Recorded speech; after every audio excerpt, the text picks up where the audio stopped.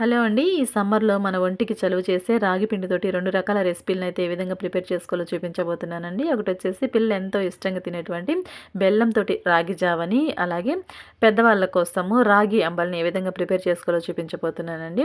ఈ విధంగా ప్రిపేర్ చేసుకొని మార్నింగ్ టిఫిన్‌కి బదులుగా ఒక గ్లాస్ అయితే మనం తాగాము అంటే మధ్యాహ్నం వరకు ఆకలనేది వేయకుండా ఈ సమ్మర్‌లో మన కడుపు అనేది చల్లగా ఉంటుందండి. మరి హెల్తీ అయినటువంటి రాగి పిండితోటి 2 రకాల రెసిపీలని ఏ విధంగా ప్రిపేర్ చేసుకోవాలని మన విధానాన్ని ప్రాసెస్‌లోనికి వెళ్ళి చూసేద్దాం రండి.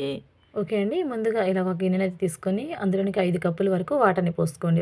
2 కప్పులు పోసాం కదా! ఇదొచ్చేసి మూడో కప్పు, ఇది 4, ఇదొచ్చేసి ఐదో కప్పు. ఈ 5 కప్పుల వాటర్‌ని గ్యాస్ ఆన్ చేసి స్టవ్ పై పెట్టుకొని తెల్లగాగనివ్వాలండి. ఈ వాటర్ తెరిలేలోగా మనం వేరొక బౌల్‌నైతే తీసుకోండి. అందులోనికి హాఫ్ బౌల్ వరకు రాగి పిండిని వేసుకోండి.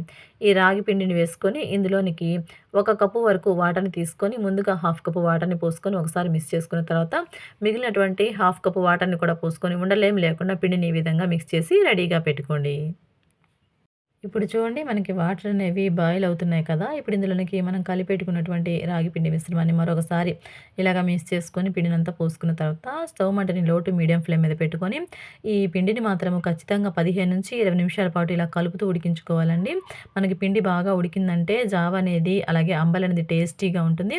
అలాగే మనకి కడుపు నొప్పి అటువంటివి రాకుండా కూడా ఉంటాయండి. కొంతమంది పచ్చి పచ్చిగా ఉడికి అలా తినటం వల్ల కడుపు నొప్పి అనేవి వస్తుంటాయి కదా! అవన్నీ రాకుండా ఉంటాయన్నమాట. అందుకని కనీసం 15-20 నిమిషాల పాటైనా లో టు మీడియం ఫ్లేమ్ మీద దగ్గరే ఉండి ఉడికించాలండి. ఇది ఉడికే కొంది మనకి పొంగిపోతుందనమాట. అన్నం, పాలు ఎలా పొంగుతాయో అలాగే ఈ మిశ్రమం కూడా పొంగిపోతుందనమాట. అందుకని దగ్గరే ఉండేసి చక్కగా ఇలాగ చిక్కబడేంత వరకు ఉడికించుకోవాలి. ఓకే అండి. ఇప్పుడు ఈ విధంగా చిక్కబడింది కదా! ఇప్పుడు గ్యాస్ ఆపేసుకొని ఈ రాగి జావని కిందకి దింపుకొని కొంచెం చల్లారనిద్దాము.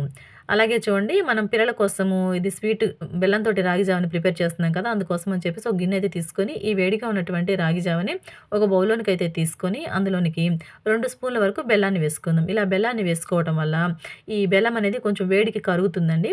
సో, ఈ విధంగా వేసుకున్న తర్వాత కొంతసేపు అయితే వీటిని చల్లారిద్దాం. ఓకే అండి. కొంతసేపటికి ఇవి చల్లారిపోయాయి. ముందుగా బెల్లం కలిపినటువంటి రాగి మిశ్రమంలోనికి చూడండి బెల్లం అంతా బాగా పూర్తిగా కరిగిపోయింది. ఇప్పుడు ఇందులోనికి కాచి చల్లారబెట్టుకున్నటువంటి పాలనైతే ఒక గ్లాస్ వరకు పోసుకుందామండి. ఇలాగ పాలు, బెల్లం కలిపిచ్చామంటే పిల్లలు ఎంతో ఇష్టంగా తింటారండి. వాళ్ళకి కూడా మంచి హెల్తీ అనమాట. బెల్లంలో ఐరన్ ఉంటుంది కదా! ఓకే అండి. ఇప్పుడు ఈ విధంగా ప్రిపేర్ చేసుకున్నటువంటి బెల్లం రాగి జావని సర్వింగ్ గ్లాస్‌లోనికి వేసుకొని పైన చాప్ చేసినటువంటి డ్రై ఫ్రూట్స్‌తో ఇలా సర్వ్ అవుట్ చేసి ఇచ్చామంటే పిల్లలు ఎంతో ఇష్టంగా తాగుతారు. ఓకే అండి. ఇప్పుడు మన పెద్దవాళ్ళ కోసం రాగి అంబలిని ప్రిపేర్ చేసుకుందాం చూడండి. బాగా చల్లారిపోయింది కదా! ఇప్పుడు ఇందులోనికి ఒక గ్లాస్ వరకు చిక్కటి మజ్జిగనైతే పోసేసుకోండి. అలాగే ఇందులోనే కట్ చేసినటువంటి ఉల్లిపాయ ముక్కలు, అలాగే పచ్చిమిర్చి ముక్కలను కూడా వేసుకొని రుచికి తగ్గట్టు ఉప్పును కూడా వేసుకొని బాగా అలా మిక్స్ చేసుకున్న తర్వాత ఈ విధంగా సర్వింగ్ గ్లాస్‌లోకి సర్వ్ అవుట్ చేసుకొని పెద్దవాళ్ళకి కానీ ఇచ్చామంటే వాళ్ళు చాలా ఇష్టంగా తాగుతారండి. మనమైనా పెద్దవాళ్ళైనా సరే చక్కగా తాగేయొచ్చు. చాలా హాయిగా ఉంటుందండి మన కడుపు అనేది.